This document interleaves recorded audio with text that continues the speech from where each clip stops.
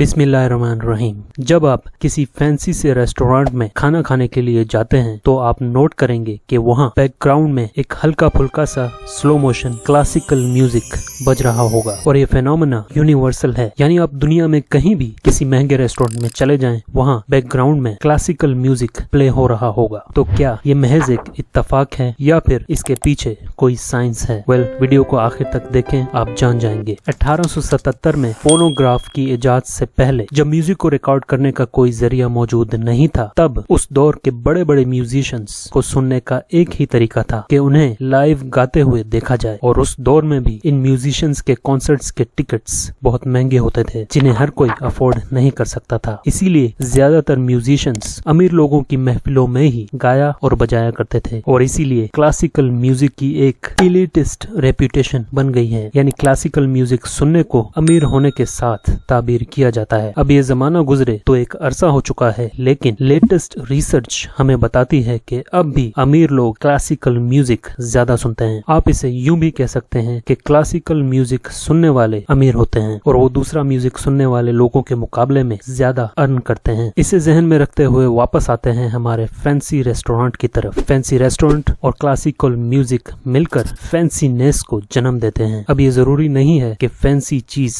लाजमन अच्छी भी हो, लेकिन रवायती तौर पर फैंसी चीजों को हाई क्वालिटी के साथ एसोसिएट किया जाता है और ये आइडिया अब हमारे लाशऊर में बैठ चुका है। ये एक हकीकत है जिसका फायदा ये फैंसी रेस्टोरेंट बहुत अच्छे से उठा रहे हैं। तहकीक से पता चलता है कि फैंसी रेस्टोरेंट में क्लासिकल म्यूजिक प्ले करने से हम जरा ओछे हो जाते हैं और निस्बतन जरूरत से ज्यादा पैसे खर्च करते हैं। जर्नल एनवायरनमेंट एंड बिहेवियर में शाया होने वाली इस स्टडी के मुताबिक रेस्टोरेंट्स में क्लासिकल म्यूजिक प्ले करने से कस्टमर्स निस्बतन ज्यादा खर्च करते हैं। अब आप पूछ सकते हैं कि ये स्टडी इस नतीजे पर कैसे पहुंची?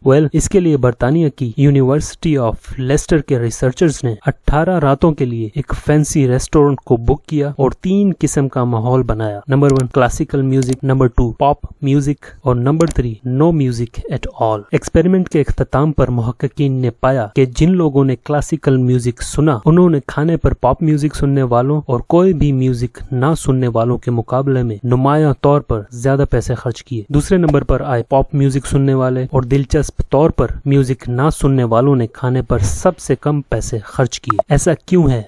इसका एग्जैक्ट रीजन किसी को नहीं पता। अलबत्ता रिसर्चर्स की टीम इसके लिए 3 एक्सप्लेनेशंस देती है। पहली ये कि उस रेस्टोरेंट के माहौल को क्लासिकल म्यूजिक ही बेहतर सूट करता था। दूसरी ये कि वो रेस्टोरेंट एक प्राइम लोकेशन पर वाक़ था तो उसके कस्टमर्स को क्लासिकल म्यूजिक ही ज्यादा अपील करता था। और तीसरी और आखिरी थ्योरी जिसे रिसर्चर्स खुद फेवर करते हैं वो ये है कि क्लासिकल म्यूजिक सुनते हुए हमें एक फैंसी रेस्टोरेंट जो है वो जरा और आला महसूस होता है और हम ज्यादा पैसे खर्च करते हैं। चले अब इस टॉपिक पर बात हो ही रही है तो एक और दिलचस्प स्टडी आपसे शेयर करता हूँ। यूनिवर्सिटी ऑफ साउथ फ्लोरिडा के रिसर्चर्स ने पाया कि म्यूजिक का वॉल्यूम बराहे रास्त आपके खाने के इंतखाब पर असरअंदाज होता है कि आप हेल्दी खाना खाएंगे या अनहेल्दी। मुहक्किकीन ने नोट किया कि जब रेस्टोरेंट में ऊंची आवाज में म्यूजिक बजता है तो वहाँ बैठे कस्टमर्स ऐसे खाने ज्यादा ऑर्डर करते हैं जिन्हें आमतौर पर मुज़रे सेहत माना जाता है, जैसे बर्गर्स और फ्रेंच फ्राइज वगैरह। जबकि दूसरी तरफ जब म्यूजिक की आवाज कम होती है तो कस्टमर्स ज्यादा हेल्दी खाने ऑर्डर करते हैं, जैसे सैलड वगैरह। और इस दफा मुहक्किकीन को भी काफी यकीन है कि वो जानते हैं कि इस रवैये के पीछे असल वजह क्या है, और वो ये है कि लाउड म्यूजिक आपके दिल की धड़कन को बढ़ाता है, जिससे आप ज्यादा मुतहर्रिक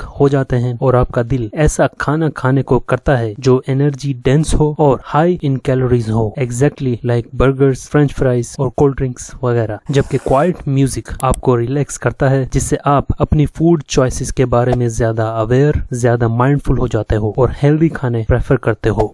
इस पूरे एरिया ऑफ स्टडी को रिटेल एटमॉस्फेरिक्स कहा जाता है, जिसमें साइंसदान सिर्फ इस बात पर तहकीक करते हैं कि कैसे एक कस्टमर की जेब से ज्यादा पैसे निकलवाए जाएं।